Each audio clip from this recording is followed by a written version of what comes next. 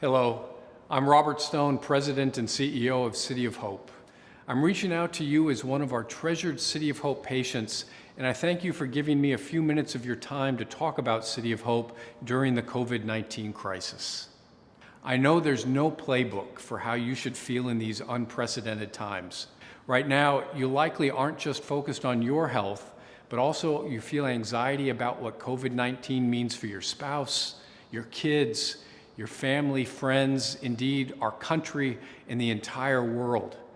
I've personally found that in times of great uncertainty, it helps to remember what we do know and what we do value. And for us, that means a continued commitment to providing you with exceptional cancer care. First and foremost, please know that all of us at City of Hope are here for you and your loved ones. You are part of our family. And as you no doubt have heard us say often, we hold fast and never let you go. Over the past week, I've read more and more stories from across the country that cancer patients are finding it increasingly difficult to receive the care they need during this crisis. We're working hard to make sure it is a very different story for you at City of Hope.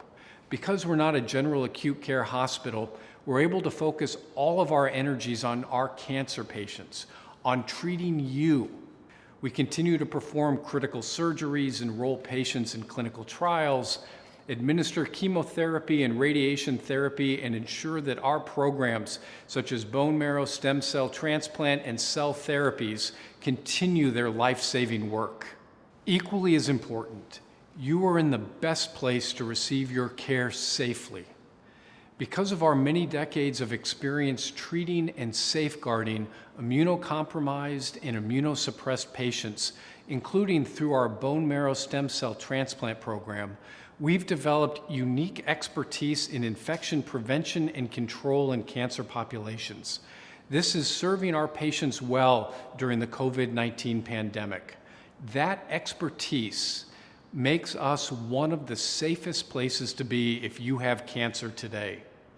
As you know, protecting your health means that we've had to take some unusual steps, things we haven't done before, restricting visitors, conducting some of our care appointments by telehealth, and changing certain appointments when our doctors and care teams are confident the delay will not impact your health. Thank you from all of us at City of Hope for understanding these measures and for trusting us with your care.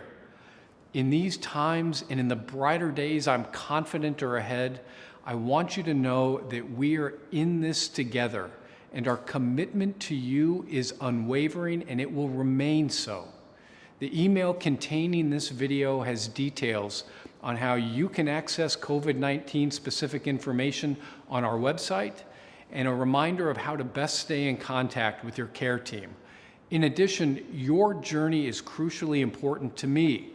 Please feel free to email me at rwstone@coh.org and share with me how you're doing. I want to leave you with this final thought. I've had the pleasure of getting to know so many of you during my almost quarter of a century at City of Hope, and I've seen firsthand your courage and perseverance and the inspiration you've provided to others. You embody the hope that is a fundamental building block in City of Hope's DNA, and I've gotten to know one extraordinary young man particularly well who can serve as a model for all of us. His name is Jalen Fong. Jalen is a two-time leukemia survivor who was first diagnosed at 8 years old. I have his picture on my desk in the office.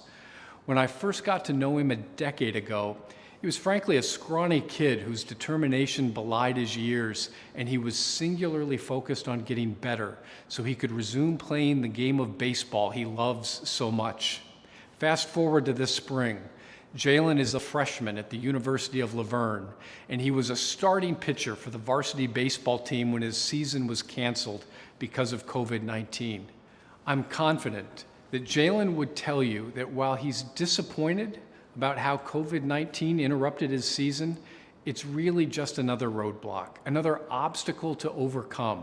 And being a cancer survivor not only taught him how to overcome obstacles and roadblocks, he says it made him a better person. You see, For more than 100 years, City of Hope has been focused on serving those in need of our care, our research, and our compassion and dedication. We are here to walk this journey with you and share our hope and optimism. I will continue to hold you and your families in my thoughts as we continue to work every day on your behalf.